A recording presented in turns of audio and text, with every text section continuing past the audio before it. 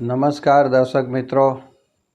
1932થી શરૂ થયેલો ગુજરાતી ફિલ્મ ઉદ્યોગ અને ગુજરાતી ફિલ્મ ઉદ્યોગમાં ગુજરાતી ફિલ્મો, ગુજરાતી કલાકારો, ગુજરાતી કસબીઓ દરેકની માહિતી દર્શકો અને ગુજરાતી ફિલ્મના પ્રશંસકો તરફ અમે સિનેસરિતા યુટ્યુબ ચેનલના માધ્યમથી આપી રહ્યા છીએ। ગુજરાતી ફિલ્મોમાં અનેક કલાકારોએ અભિનય આપ્યો અને તેમને અભિનયના જોરે અને અભિનય દ્વારા પ્રેક્ષકોના દિલમાં આજે પણ રાજ કરે છે। અનેક કલાકારોએ અભિનય આપ્યો પણ જે આજે હયાત નથી, તે લોકોને સિનેસરિતાના માધ્યમથી અમે લોકો એ કલાકારના માહિતી તથા તેમની વિશેની જાણકારી દર્શકો આપી રહ્યા છીએ। આજે જ એક એવા કલાકાર જે ગુજરાતી ફિલ્મ ઉદ્યોગના દાદા મુનિ ગણાતા એવા શ્રી અરવિંદ પંડ્યાની 45મી પુણ્યતિથિ છે અને આ નિમિત્તે આપણે અરવિંદ પંડ્યાના જીવન કવન ઉપરની વિશેષ વાતો અને જાણકારી દર્શકો સમક્ષ મૂકી રહ્યા છીએ। 1921ની અંદર આણંદ જિલ્લાના ભાદરણ ગામે જન્મેલા અરવિંદ પંડ્યા, તેમનું બાળપણ ખંભાતમાં વીત્યું અને અભ્યાસ તેમને વડોદરા કર્યો। ત્યારબાદ 20 વર્ષની ઉંમરે તેઓ મુંબઈ ગયા અને ત્યાં કોલેજમાં તેમને અભ્યાસ કર્યો। અભ્યાસ કરતાં કરતાં તેમને નાટકમાં પણ રુચિ હતી, તેથી નાટકો કરતા લખતા। ત્યારબાદ તેમને મહાન સંગીતકાર S.N. ત્રિપાઠીએ તેમનો કંઠ સાંભળ્યો અને તે કંઠ સાંભળ્યા બાદ તેમને એવું લાગ્યું કે અરવિંદભાઈ ખૂબ જ સારા ગાયક છે અને ગાયક બની શકે તેમ છે। તેથી તેમને તે વખતની ખૂબ જ લોકપ્રસિદ્ધ ગાયિકા શમશાદ બેગમ સાથે એક ગીત ગવડાવ્યું અને પાર્શ્વ ગાયક તરીકે ફિલ્મ ઉદ્યોગમાં તેમને પ્રવેશ કર્યો અને પાર્શ્વ ગાયક તરીકે પ્રવેશ કર્યા બાદ તેમને અભિનયમાં પણ વધુ રુચિ હતી। તેથી 1947ની અંદર સંત સુરદાસ જેવી ફિલ્મમાં મુખ્ય અભિનેતા તરીકે તેમને અભિનય આપ્યો અને ગુજરાતી ફિલ્મ ઉદ્યોગની અંદર અભિનય ક્ષેત્રે પ્રયાસ કર્યો। ત્યારબાદ 1947થી લઈને 1970 સુધીના દાયકામાં તેમને વિવિધ ફિલ્મોમાં અભિનય આપી અને તેમના પ્રેક્ષકોના દિલ જીતી લીધા। 1970થી ગુજરાતી ફિલ્મનો સુવર્ણ યુગ શરૂ થયો અને તે વખતમાં પણ તેમને ગુજરાતી ફિલ્મમાં જે જાલમસંગ જાડેજા નામની ફિલ્મ હતી, તેમાં તેમને 3 વખત બની અને 3 વખતમાં અરવિંદ પંડ્યાએ અભિનય કર્યો। આ જ તેમની વિશેષતા છે। આ સિવાય તેમને લગભગ 70 જેટલી ગુજરાતી ફિલ્મોમાં અભિનય આપ્યો અને 15 જેટલી હિન્દી ફિલ્મોમાં અભિનય આપ્યો।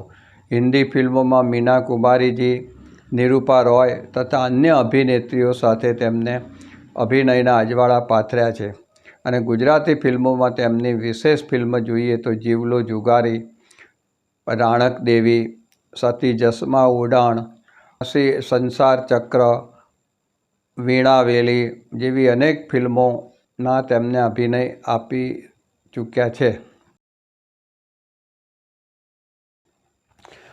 તેમના લગ્ન જયાબેન સાથે થયા અને તેમને સંતાનોમાં 3 પુત્રો અને 1 પુત્રી નીલાબેન। નીલાબેન પણ પત્રકારત્વના અને નાટકોના વ્યવસાય સાથે સંકળાયેલા છે, પણ હાલમાં તેઓ અમેરિકામાં સ્થાયી થયેલ છે। હમણાં તાજેતરમાં ગુજરાતની મુલાકાત લીધી ત્યારે જણાવ્યું કે હું હવે ઇન્ડિયા પાછી ફરી રહી છું, એવા સમાચાર છે।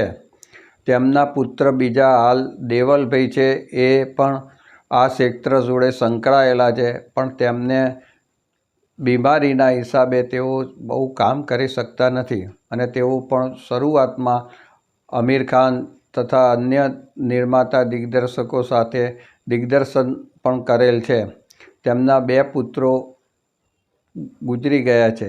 આમ તેમની પુત્રી હાલમાં નીલાબેન પણ ફિલ્મ વ્યવસાય સાથે અને પત્રકારત્વ સાથે સંકળાયેલા છે. તેમને આશા પારેખની જ્યોતિ ફિલ્મનું પ્રચાર કાર્ય પણ એમને કરેલું હતું.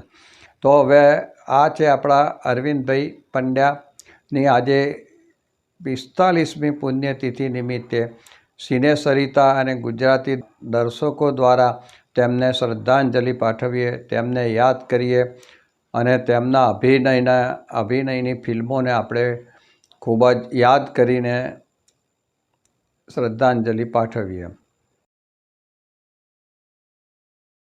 સિને સરિતાના માધ્યમ દ્વારા આજે શ્રી અરવિંદભાઈ પંડ્યાને શબ્દાંજલિ આપવાની જે પ્રેરણા મને મળી છે એને માટે હું સિને સરિતાની ખૂબ ખૂબ આભારી છું. આવા મોટા કલાકારને આવો પ્રોગ્રામ દ્વારા અને એ બહાને એમને આપણે યાદ કરી શકીએ. બાકી અરવિંદભાઈ પંડ્યા તો ભૂલાય એવા નથી, પણ બધાના મગજમાં આજે યાદો તાજી થાય, જે સંસ્મરણો જાય, એની એક મજા છે. મેં એમની સાથે પહેલું એક પિક્ચર કરેલું, વેલી નાયા ફૂલ, જે મારું પહેલું ફિલ્મ હતું.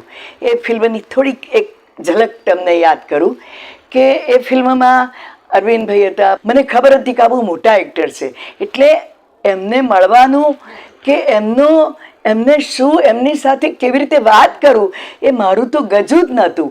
હવે એમાં એક પ્રસંગ છે કે કુટુંબ ઉપર બહુ જ આપત્તિ આવે છે અને એટલી બધી મુશ્કેલીઓ પડે છે. છોકરી ઘરમાંથી ભાગી જાય છે, ગુંડાઓની ટોળીમાં જાય છે, વેચાઈ જાય છે, આવો બધું સીન. હવે આખા ઘર ઉપર આટલી બધી મુશ્કેલીઓ આવવાને લીધે એ અરવિંદ પંડ્યા પાગલ થઈ જાય છે. અને પાગલ થયા પછીનો એક સીન તમને કહું. માણસ પાગલ થઈ જાય છે, અસ્તવ્યસ્ત વાળ, ફાટેલા કપડાં, કોઈ મેકઅપ નહીં, અને આવી રીતે ઓ દુનિયાના ઘડનારા પથ્થરથી ઘડાયો છે. અને આજુબાજુ ગામ લોકો બધા ભેગા થયા હતા, વચ્ચે અરવિંદભાઈ સીન કરે. આ સીન જોઈને હું તો અભિભૂત થઈ ગઈ કે આ સ્ટેજે આપણે તો ક્યારે પહોંચીશું? આ સ્ટેજે પહોંચવાની કોઈ લાયકાત જ નથી આપણી. અને ગામના લોકો જેટલા બધા ઊભા હતા એ બધાની આંખમાં આંસુ હતા, ખરેખર આંસુ હતા. કોઈને ગામ લોકોને તો એવી ખબર ના પડે કે એક્ટિંગ લાંબો શોટ, અને આવી રીતે રીસર રડે બધા. પછી અરવિંદભાઈ આમ શોટ પૂરો થયો એટલે અરવિંદભાઈ આમ થોડા સ્વસ્થ થયા, પણ એટલા બધા ઇન્વોલ્વ થઈ ગયા હતા કે પછી બી થાકીને બેસી ગયા. એટલે આ અરવિંદભાઈ શું કહીએ એની માટે. હું તો બહુ નાની વ્યક્તિ કહેવાઉં એમને માટે, પણ છતાંય આ રીતે આપણે એમને યાદ કરીએ એ મારે માટે બહુ મોટી વાત છે. Thank you so much. Cine સરિતાના પ્રાયોજક છે Ruku herbal products, gold hair oil અને ડાયમંડ મસાજ ઓઇલ. સવારની લહેજત, ગરમાગરમ ચા અને વ્રજકિશન ભૂમિ અખબાર. વ્રજકિશન ભૂમિ સિને સરિતાના મીડિયા પાર્ટનર.